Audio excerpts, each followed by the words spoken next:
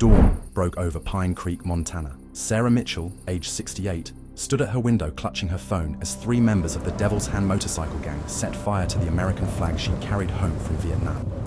The same flag that was draped over her husband's coffin 20 years ago. They chose her because she looked like an easy target, just another elderly veteran living alone on a fixed income. What they didn't know was that before arthritis claimed her joints, she'd spent 12 years as a military communications specialist, coordinating extraction teams in Southeast Asia. As smoke rose from her burning flag, she dialed the local VFW post, where 30 combat veterans were having their morning coffee, including 6 active duty police officers who'd served in Afghanistan. But before we jump back into the video, let us know where you're watching from. And if you're enjoying this story, don't forget to subscribe because I have something really special for you tomorrow. And now, back to the video. Dawn broke over Pine Creek, Montana. Harsh, unforgiving. The American flag burned. Sarah Mitchell watched through her kitchen window, her weathered hands gripping the phone so tightly, her knuckles turned white. 68 years old, but her eyes held the same steel they'd carried through 12 years of military communications work in the most dangerous corners of Southeast Asia. 3 leather-clad figures from the Devil's Hand motorcycle gang laughed as flames consumed the flag. Her flag, the same one that had draped her husband's coffin 20 years ago. The same flag she'd carried home from Vietnam. A lifetime of memories turning to ash. They thought she was weak, vulnerable. They were wrong. One phone call would change everything. They, local VFW post, was just waking up. 30 combat veterans gathered for morning coffee. 6 active duty police officers who'd served in Afghanistan. Men and women who understood what it meant to stand together. Sarah's fingers dialed with a precision that belied her age. Communications specialist. That's what they'd called her during the war. The woman who could coordinate extractions when everything went to hell. Some skills never fade. The leader of the motorcycle gang, a massive man with a swastika tattoo crawling up his neck, ripped another piece of cloth from her fence, marking territory, showing disrespect. He had no idea what was coming. Sarah Mitchell had survived wars most people couldn't imagine. Coordinated rescues in situations that would break lesser souls. She'd watched friends die, held wounded soldiers, fought battles. Long before these punks were born, the phone connected. "Jimmy?" she said, her voice calm, cold. "It's time." Pine Creek wasn't just a town. It was a living memorial to generations of military service. Sarah Mitchell's ranch sat on land her grandfather had homesteaded after returning from World War II. 3 generations of service, 3 generations of sacrifice. The Mitchell family had always been the kind of people who showed up when their country called. Her study was a museum of memories. Photographs covered every wall. Her husband Jack, killed in a training accident 20 years ago, stared down from a silver-framed image taken during his last deployment. Vietnam veteran, special forces, the kind of man who understood that service was more than just wearing a uniform. Arthritis had long since claimed her joints, but Sarah's mind remained razor-sharp. Military communications specialist, that was her official title. But those who knew her understood she was so much more. During the war, she'd been the lifeline for extraction teams, the voice on the radio that could calm a panicked soldier, the strategic mind that could coordinate impossible rescues when everything else had gone to hell. They used to call her Ghost Net, the woman who could find a way through when no way existed. The Devil's Hand motorcycle gang had no idea what they were walking into. Her phone rang. Jimmy Rodriguez, retired Marine, local sheriff's deputy, one of the veterans from the VFW post. "We're tracking their movements," he said without preamble. No hello, no small talk, just information. Sarah's fingers traced a photograph of her team from '68. Young faces, so many of them gone now, but not forgotten. The ranch had been her sanctuary after Jack died. 240 acres of Montana wilderness, rolling hills, pine forests, the kind of place that held memories like sacred ground. Her son, Michael, career Air Force, had been killed in a drone strike in Afghanistan 7 years ago. Another sacrifice, another wound that never fully healed. The motorcycle gang thought they were targeting a helpless old woman. They had no idea they were about to wake a sleeping dragon. Outside, the Montana wind whispered through pine trees, carrying memories, carrying promises.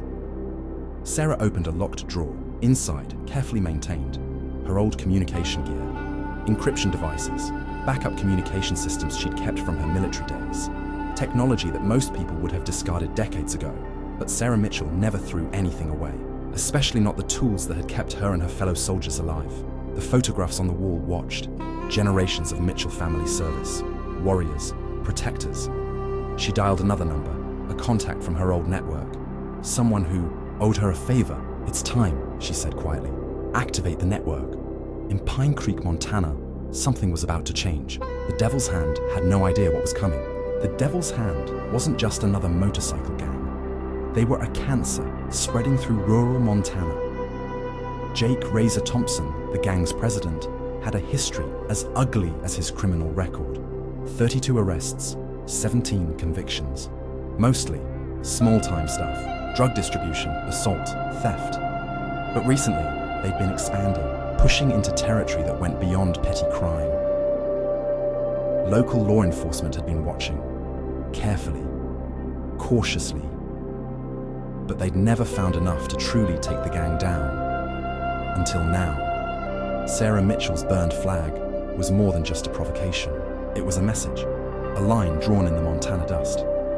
At the VFW post, the veterans gathered, not just for morning coffee, but for something more, a brotherhood that ran deeper than blood. Jimmy Rodriguez spread the reconnaissance photos across the table, images captured by veteran networks, drone footage, surveillance clips, years of careful observation. Their moving product through the reservation, he explained to the group. Retired soldiers, police officers, men and women who'd seen the worst humanity could offer. Mike Henley, Vietnam veteran, former DEA agent, pointed to a map. 3 distribution points, all near schools, all targeting native communities.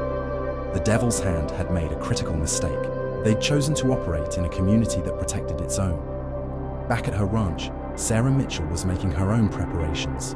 Her communication systems, technology that most would consider obsolete, hummed to life, encrypted channels, backup, networks, the kind of infrastructure she'd maintained since her military days. Jimmy's earlier call had been more than just information gathering. It was a mobilization order. The Veterans Network was unlike anything most people understood. Not just a social group, not just a support system, but a living, breathing intelligence network that spanned generations. Jake Razor Thompson thought he was tough. He had no idea what was coming. The first signs of trouble came from an unexpected source. A young Native American woman named Elena Martinez walked into the local sheriff's office. Her face was bruised, her hands shook. "They're trafficking girls," she said. "From the reservation. Nobody cares." But somebody did care. The veterans cared. By noon, the first phase of the operation was already in motion. Surveillance teams, communication networks, intelligence gathering. Sarah Mitchell sat in her study, surrounded by decades of military communication equipment. Her fingers moved across encryption devices with a muscle memory that defied her age. The Devil's Hand thought they were predators. They were about to learn the true meaning of being hunted. Outside, the Montana wind carried a promise. Justice was coming. And it was wearing the face of those they'd least expect. The network moved like a ghost. Information traveled faster than bullets, faster than motorcycles, faster than any criminal organization could track. By midnight, Sarah Mitchell had compiled a dossier that would make most federal investigators weep with envy. The Devil's Hand wasn't just a local motorcycle gang. They were a carefully orchestrated criminal enterprise with connections stretching from the Montana reservations to the Canadian border. Jake Razor Thompson thought he was untouchable. He was wrong. The first strike came from places he'd never expect. Elena Martinez, the young native woman who'd reported the trafficking, wasn't just a victim, she was a weapon. Trained by her grandfather, a former Navy SEAL who'd spent decades fighting corruption on the reservation, she knew how to gather intelligence. Her smartphone became a surgical instrument, tracking, recording, documenting. The veteran network spread information like a virus, not through social media, not through official channels, through encrypted networks that predated the internet. Communication systems developed during covert operations, systems that could move information faster than any modern technology. Jimmy Rodriguez coordinated from the local sheriff's office. But this wasn't official law enforcement. This was something else entirely. Mike Henley, the former DEA agent, had contacts everywhere: tribal police, border patrol, former military intelligence. Each connection was a thread in a web that was about to close around the Devil's Hand. Sarah Mitchell's study looked like something between a military command center and a historical archive.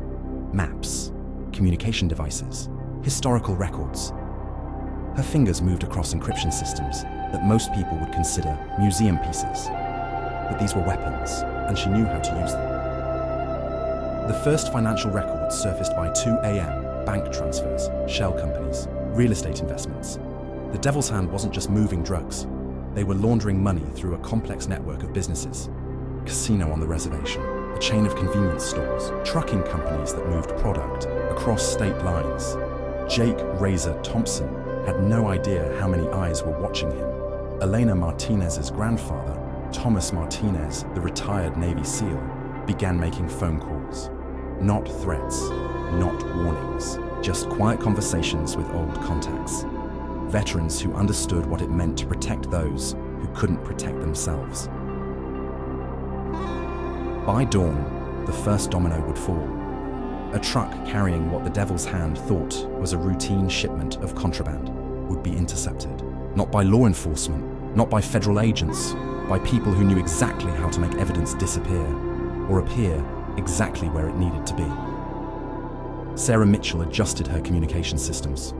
Encrypted channels, backup networks, the kind of infrastructure she'd maintained since her military days. This wasn't about revenge, this was about justice.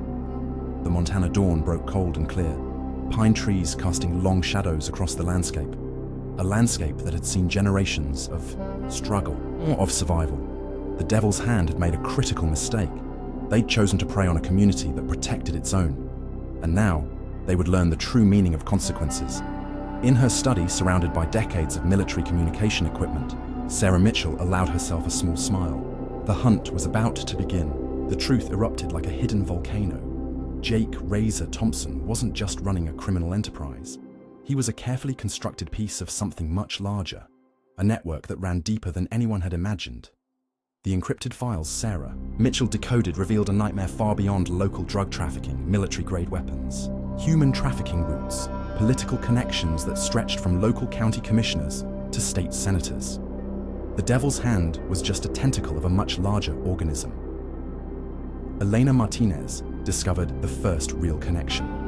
A tattoo. Not just a gang marking, but a symbol that traced back to a Black Ops military program from the late 1980s.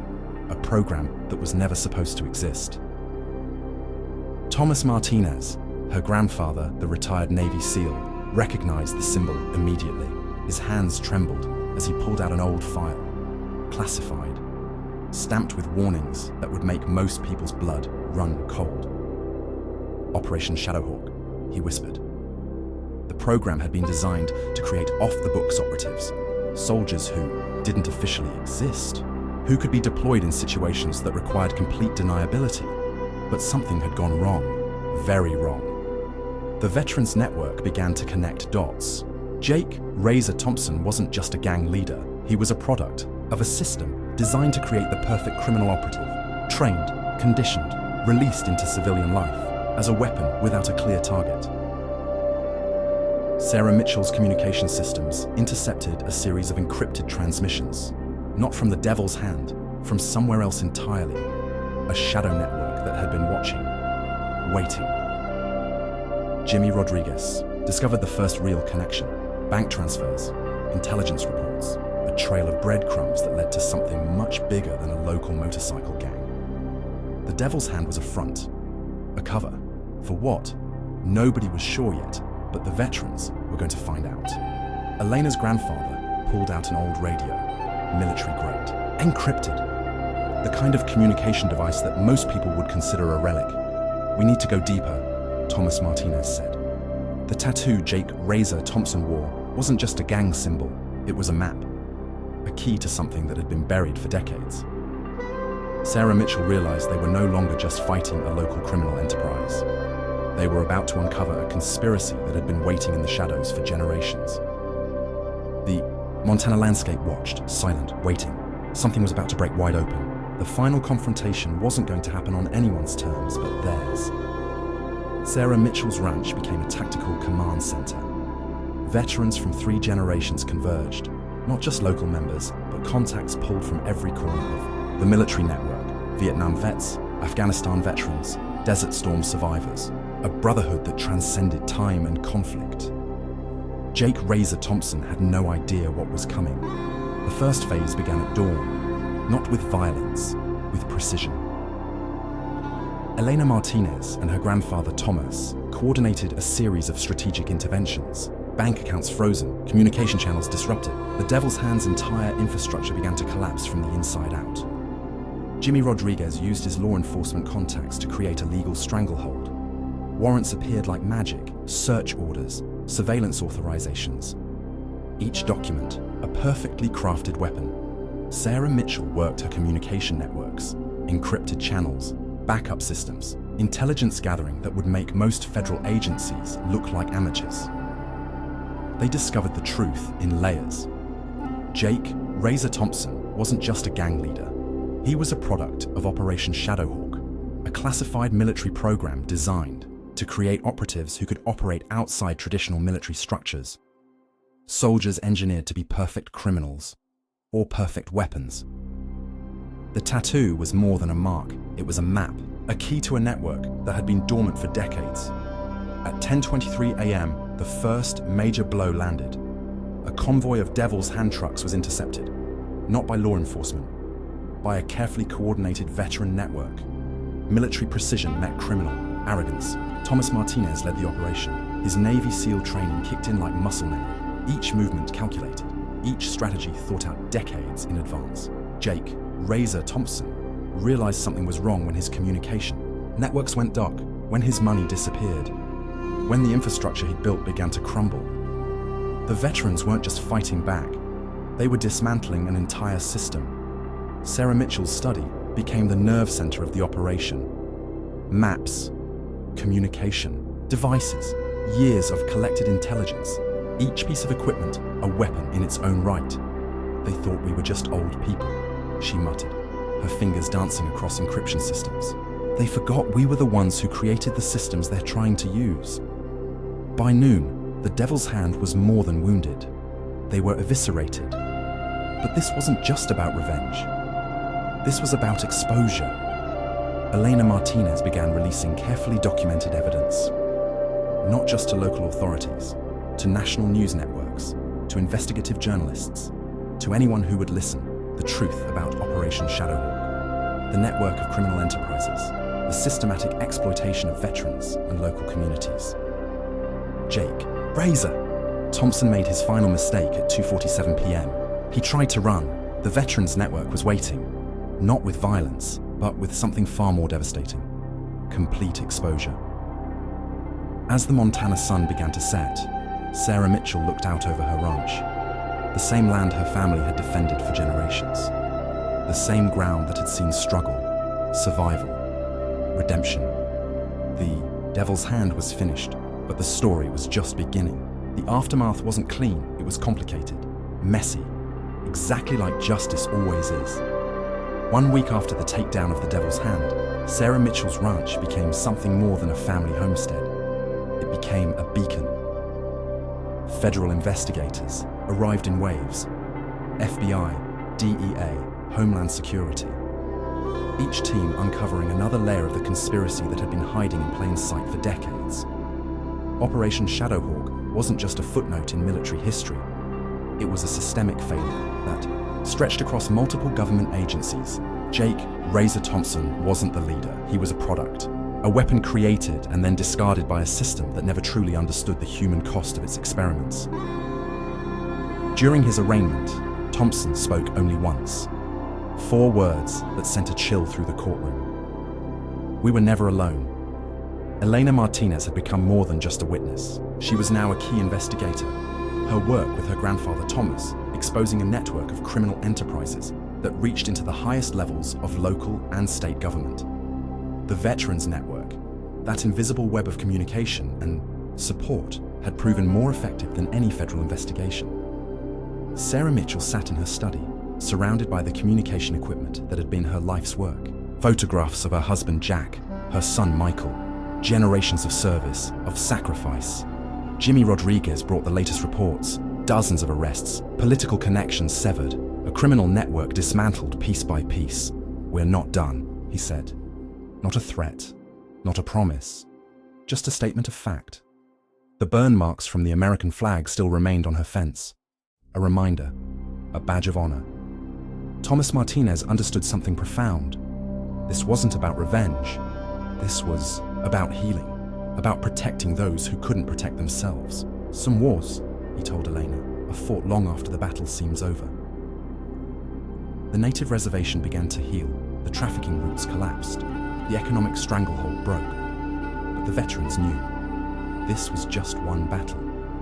The local VFW post became more than a gathering place. It became a support center, a resource, a network of eyes and ears that would continue to watch, to protect. Sarah Mitchell's phone rang. A secure line, another tip, another lead, another chance to make a difference. The American flag, the one they'd tried to burn, now hung in a place of honor at the local community center. Repaired, restored, a symbol of resilience. Jake Razor Thompson sat in a maximum security prison. His tattoo, the map to Operation Shadowhawk, now just a faded memory of a system that had created and then abandoned him. Outside, the Montana landscape continued. Unchanged, indifferent. But something had changed. A community had found its voice. Veterans had remembered their true purpose. Justice wasn't just about punishment. It was about protection, about healing, about standing together when the world tried to tear everything apart. Sarah Mitchell looked out over her ranch, the same land her family had defended for generations. The sun set. Another day ended, but the watch continued, always continued. 30 days after. The ripples of what happened in Pine Creek, Montana, spread far beyond the small community. National news cycles picked up fragments of the story, carefully curated, strategically revealed. A veteran network that had dismantled a criminal enterprise with surgical precision. Sarah Mitchell's ranch became something more than a family homestead. It transformed into a resource center, a hub for veterans dealing with systemic challenges, trauma, exploitation, the invisible, wounds that never fully heal. Elena Martinez completed her law enforcement training, not just a victim, not just a witness, but a warrior in her own right. Her grandfather Thomas watched with a pride that ran deeper than words could express. The federal investigation into Operation Shadowhawk continued. Each layer revealed was more complex than the last. A program that had created human weapons, operatives designed to operate in the shadows, discarded when they no longer served a purpose. Jake Razor Thompson became something unexpected in prison, a witness, a source of information. The tattooed map on his skin told stories that government agencies had worked decades to suppress. Jimmy Rodriguez established a specialized task force, veterans supporting veterans, a network that could move faster than traditional law enforcement, protection for those who had always been asked to protect others. Sarah Mitchell's communication equipment, those vintage systems that most would have discarded, became training resources. Young veterans learned encryption, intelligence gathering, the kind of skills that went beyond traditional military training. The native reservation began to rebuild. Economic opportunities emerged. The stranglehold of criminal enterprises loosened. But everyone knew this was just the beginning. Dr. Elena Ramirez, a specialist in veteran trauma, began documenting the case, not just as a legal record, but as a testament to resilience, to the power of community. "We are not victims," she wrote in her initial report. "We are survivors. We are the ones who push back." The VFW post became more than a gathering place. It transformed into a support network, a resource center, a place where veterans could find healing, purpose, connection. Thomas Martinez began writing, not a memoir, but a comprehensive investigation into Operation Shadowhawk. Documents, testimonies, a record that would ensure the truth would never be buried again. Sarah Mitchell received encrypted communications from veterans across the country. Not just congratulations, but requests for help, for guidance. The burn marks on her fence remained, a reminder, a battle scar, but now they represented something different. Resilience, hope, the promise that some will always stand up, will always protect. In Washington, D.C., congressional hearings began, quiet at first, then gathering momentum. Operation Shadowhawk was no longer a buried secret. It was becoming a national conversation. The Montana landscape watched, silent, waiting. Another sunset painted the sky. Another day ended. But the watch continued. Always continued. Because some stories never truly end. They simply wait. To begin again, 1 year later. The landscape of Pine Creek, Montana had changed, subtly, profoundly. Sarah Mitchell's ranch was no longer just a family homestead. It had become something more, a sanctuary, a resource center, a beacon of hope for veterans who had been forgotten, overlooked, left behind by a system that had promised to protect them. The congressional hearings into Operation Shadowhawk had become a national reckoning. What began as a local confrontation with the Devil's Hand motorcycle gang had unraveled a conspiracy that stretched across decades, across multiple government agencies, across the very fabric of how the United States treated its most vulnerable. A veteran's Elena Martinez stood at the podium in Washington, D.C. No longer just a witness, now a key investigator. Her testimony had become a turning point. These were not just criminals, she told the packed hearing room. These were victims of a system designed to create weapons out of human beings. Soldiers engineered to operate in the shadows, then discarded when they no longer served a purpose.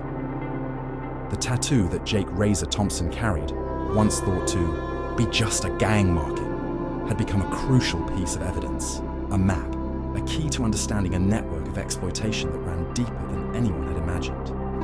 Thomas Martinez's investigation had become a landmark document, not just a book, but a comprehensive historical record that would be studied for generations. Shadows of Service, the untold story of Operation Shadowhawk, had become required reading in military ethics courses across the country.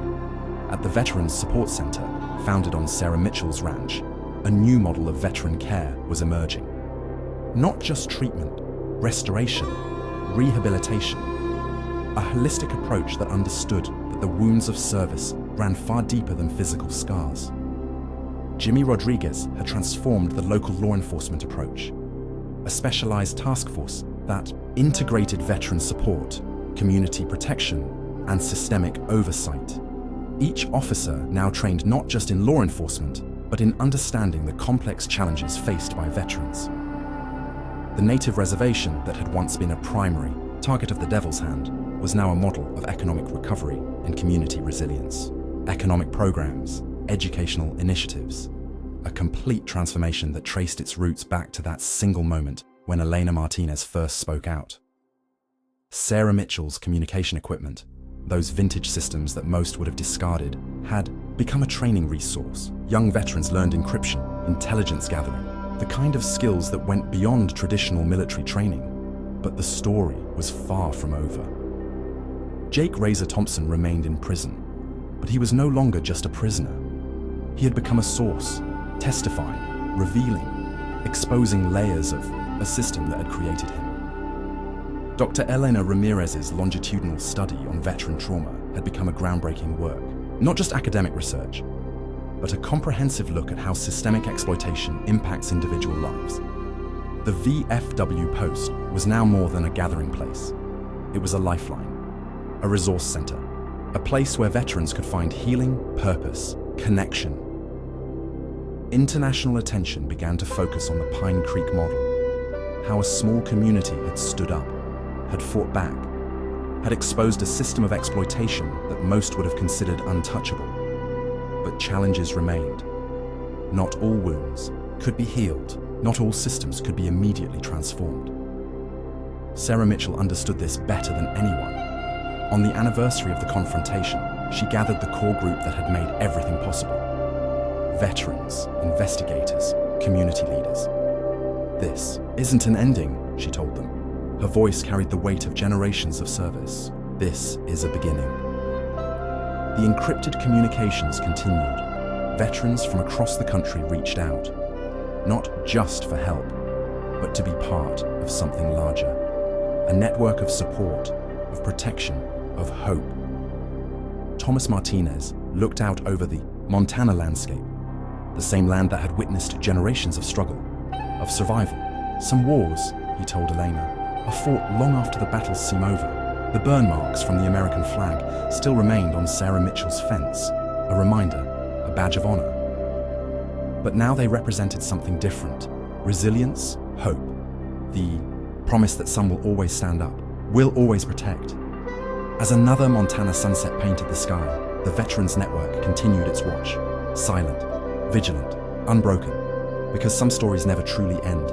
They simply wait to begin again. Reflections, the echoes of resilience. 5 years later, the story of Pine Creek, Montana was no longer just a local legend. It had become a testament to the power of community, resilience, and the unbreakable spirit of those who serve. The Mitchell Ranch, now the National Center for Veteran Resilience and Community Protection, stood as a living monument to everything that had transpired. Not a museum, not a memorial, but a living, breathing institution that continued to evolve, to protect, to heal. Sarah Mitchell, now in her early 70s, had become more than just a local hero. She was a national symbol of how individual courage could transform systemic failures. Her communications center, a blend of vintage equipment and cutting-edge technology, had become a model for veteran support networks across the country. Young veterans learn not just technical skills, but the deeper art of community protection, of standing up when others would stay silent. Elena Martinez had risen through the ranks of federal law enforcement, but she was more than just an investigator. She was a bridge between communities, between generations, between those who had been silenced and those who needed to hear their stories. The congressional investigation into Operation Shadowhawk had become a watershed moment in American military history, not just an exposure of past wrongs, but a fundamental reimagining of how the United States approached its veterans. Thomas Martinez's comprehensive documentation had become more than a book. It was a living archive, continuously updated, a record of resilience that showed how communities could heal from the deepest wounds. Jake Razor. Thompson's transformation was perhaps the most unexpected outcome. No longer a criminal, not quite a hero, but a witness. A source of understanding about how systems could break human beings, and how those same beings could find a path to redemption. The Devil's Hand motorcycle gang was no more, but the network they represented, the systemic exploitation of vulnerable communities, continued to be challenged, exposed, dismantled. At the Veterans Support Center, a new generation was learning, not just about protection, but about healing, about understanding the complex landscape of trauma, service, and community. Jimmy Rodriguez had transformed local law enforcement, a model that spread across the country, integrating veteran support, community protection, a holistic approach that understood that true safety came from understanding, not just enforcement. The native reservation that had once been a primary target had become a model of economic and social resilience. Educational programs, economic initiatives, a community that had not just survived, but thrived. International delegations came to study the Pine Creek model, how a small community had stood up to systemic exploitation, how veterans had created a network of support that transcended traditional boundaries. Dr. Elena Ramirez's longitudinal study on veteran trauma had become a groundbreaking field of research, understanding not just the wounds of service, but the potential for healing, for transformation. Sarah Mitchell's original communication equipment, those vintage systems that most would have discarded, now sat in a special wing of the center, not as relics, but as teaching tools, as a reminder that the most powerful technologies are often the ones that connect human beings. The burn marks from the American flag, preserved on a section of the original fence, became a symbol, not of destruction, but of resilience, of the ability to be wounded and still stand strong. As another Montana sunset painted the sky, the Veterans Network continued its watch, silent, vigilant, unbroken. Sarah Mitchell sat on the porch of the ranch house, the same house that had witnessed the beginning of this journey. Her hands, now more weathered, still moved with the precision of a communication specialist. "We are not defined by our wounds," she would tell the young veterans who came to learn. "We are defined by how we heal, by how we protect each other." The story that began with a burned flag had become something much larger, a movement, a promise, a beacon of hope, because some stories never truly end, they simply wait to begin again.